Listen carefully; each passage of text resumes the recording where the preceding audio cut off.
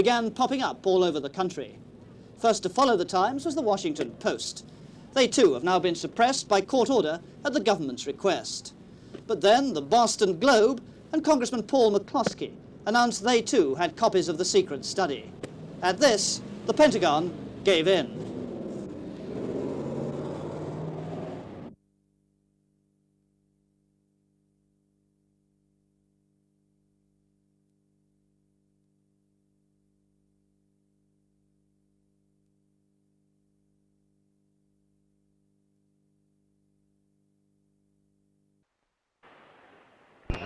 The man who handed the papers over to the press is Dr. Daniel Ellsberg, a former Pentagon official who turned from Vietnam.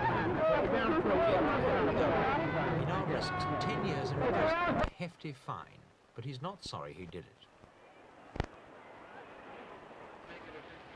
Certainly, Matt, I'm very pleased at the way the newspapers have acted to defend the First Amendment now.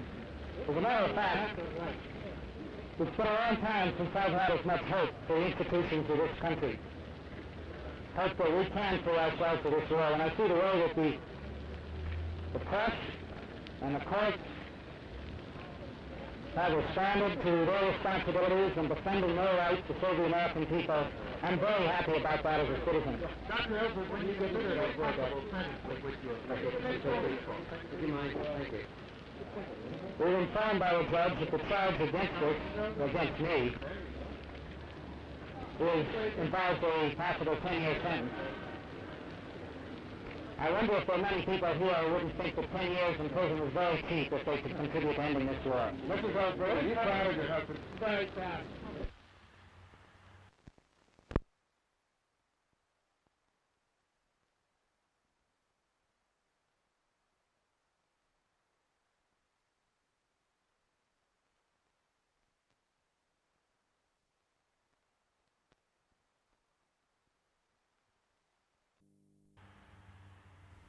In newspaper terms, the Pentagon Papers are, of course, one of the major scoops of the century, and the New York Times treated it with respect. You were supposed to have written 1 column, you wrote 7 columns, now we have to cut 6 columns. Are you serious? I thought about it, I had to let you go. Can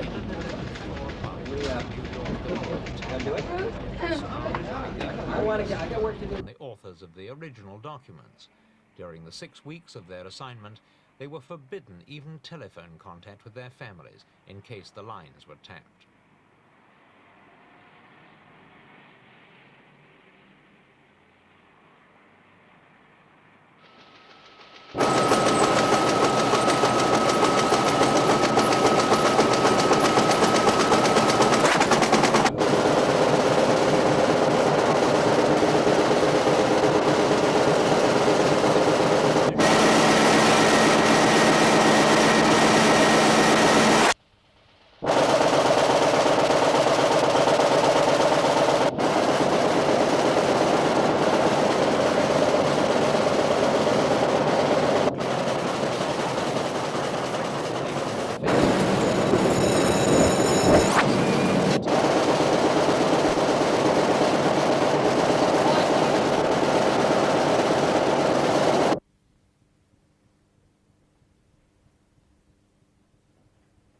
The court's decision was naturally seen by the Times as a vindication.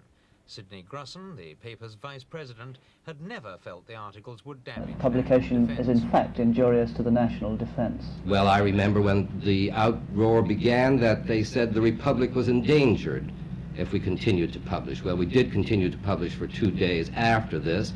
The Republic still stands, and if you read the judgment of Judge Gerfine in the New York court, he says very clearly that it is maybe an embarrassment to the government, but there is no vital national security issue involved in the documents already printed. Who do you think should be the final arbiter of what is or what is not against the national security? Well, the laws are very specific about what is not to be published as far as military secrets are concerned. 2 examples that come to mind are, for example, troop dispositions in time of warfare. We would not print, for example, that a troop ship was leaving or that certain military dispositions had been made. Apart from these very specific things that the law has written down. I think in the end, if freedom of the press is to mean anything, it must be that when we get information in our possession, we have to make the decision whether to publish or not. To other specific charges. The Pentagon Papers were written at the order of Robert McNamara, American Secretary of Defense under President Kennedy and later under President Johnson. McNamara was a former head of General Motors who brought to the Pentagon some of the computerized efficiency of the American automobile industry.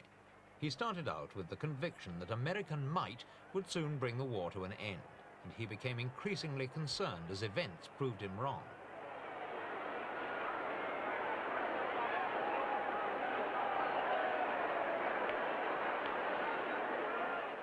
Opinions differ as to precisely what the Pentagon Papers reveal, but many observers have seen them as a crushing indictment of America's conduct of the war in Vietnam. From the published accounts, it certainly appears that mistakes were made and good advice went unheeded.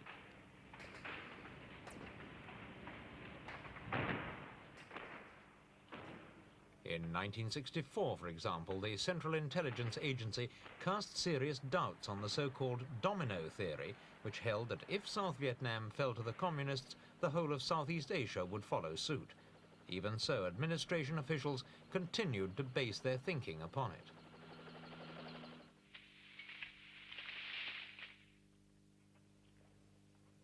The domino theory was only one of the reasons why America's policymakers believed that Uncle Sam should be waging war in South Vietnam. According to one top Pentagon official quoted in the documents, America's main aim was to avoid a humiliating defeat. Obtaining a freer life for the South Vietnamese came lower down on the list.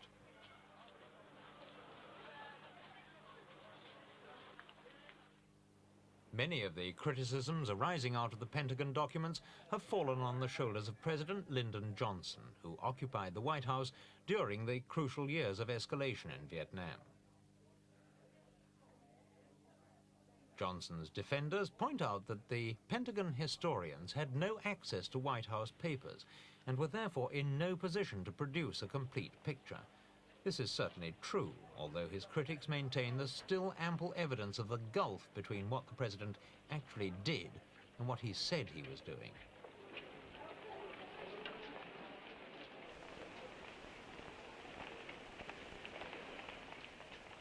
One of the most serious charges which the documents make is that President Johnson had authorized clandestine attacks on North Vietnam long before the highly publicized incident in the Gulf of Tonkin, in which two American destroyers, the Maddox and the Sea Turner Joy, were attacked by North Vietnamese patrol boats.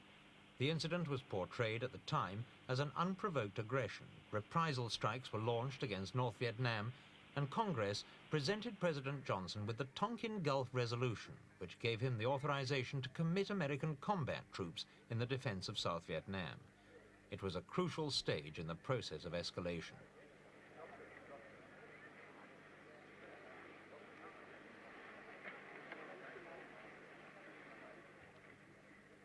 Johnson's deception, say the critics, continued throughout 1964, coming to a head in the presidential elections of that year.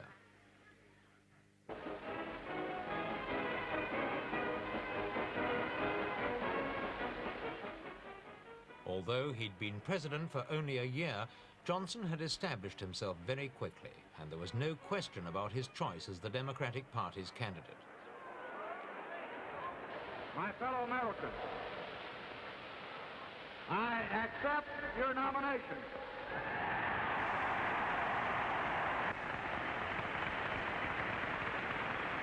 I pledge the firmness to defend freedom, the strength to support that firmness, and a constant, patient effort to move the world toward peace instead of war. Johnson's portrayal of himself as the peace candidate was the most important single aspect of his 1964 campaign. It was made all the easier for him by his opponent, Barry Goldwater, who came over as a hard-line, right-wing Republican.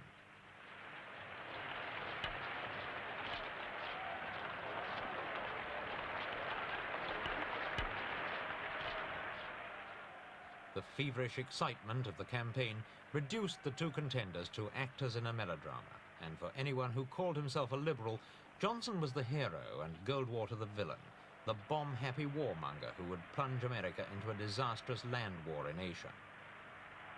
The casting was not quite as accurate as it appeared, for by this time, according to the Pentagon's version of events, President Johnson had not only approved the secret raids against North Vietnam, but had also received from his advisors detailed scenarios on how the war might be widened, and these included plans for the bombing of the North. Johnson, however, had an election to win, and in speech after speech he poured scorn on the irresponsible extremism of the Goldwaterites.